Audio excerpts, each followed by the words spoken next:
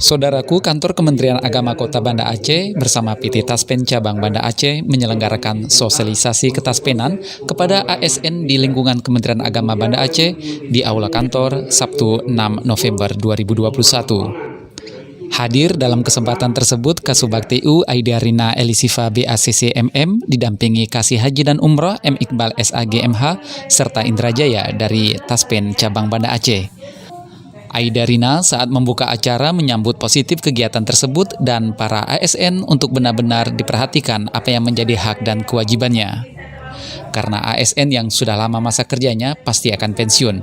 Maka dari itu, untuk mempersiapkan diri menjelang pensiun dan merancang strategi yang harus disiapkan. Sementara itu, Indrajaya selaku manajer umum dan SDM PT Taspen Cabang Banda Aceh menegaskan ASN di lingkungan Kementerian Agama Kota Banda Aceh tidak perlu cemas menjelang masa purna tugas, karena PT Taspen telah memberikan proteksi berupa tabungan hari tua, pensiun, jaminan kecelakaan kerja, dan jaminan kematian.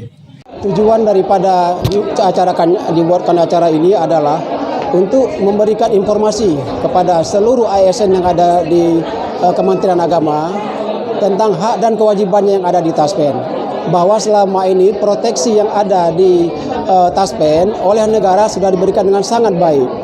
Dan melalui tabungan hari tua, pensiun, jaminan kecelakaan kerja, dan jaminan kematian. Untuk itu kami berharap kepada para seluruh ASN bisa memanfaatkan fasilitas yang telah diberikan oleh negara ini melalui PT Taspen, sehingga mereka bisa berkontribusi lebih baik dengan nyaman, kerja dengan nyaman dan tenang di masa tuanya.